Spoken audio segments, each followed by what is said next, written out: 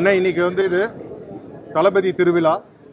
இந்த படம் நம்ம ரொம்ப நாளாக எதிர்பார்த்தோம். இத்தனை தடைகளை மீறி இன்னைக்கு இந்த படம் வெளியே வந்திருக்கு. தளபதி சினிமா துறையிலிருந்து வெளியே போனாலும் மக்களுக்காக உழைக்கிறதுக்காக இன்னைக்கு முதலமைச்சராக இருக்கிறாரு. அது மட்டும் இல்லாமல் மக்களோட முன்னேற்றத்தை நோக்கியும் தமிழ்நாடோட முன்னேற்றத்தை நோக்கியும் நிச்சயமாக அவர் பாடுபட்டிருக்காரு. அவரோட வழியில் என்றைக்கும் நாங்கள் நடப்போம். என்னை பொறுத்தளவுக்கு கடைசி உயிர் இருக்கும் வரை தளபதியுடன் மட்டும்தான் இருப்போம்.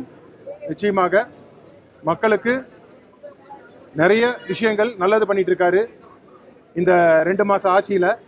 ஸோ இன்னும் அவரோட பணி தொடங்கும். இன்னும் மேலும் மேலும் சிறக்க அவரை வணங்கி வாழ்த்துகிறோம்.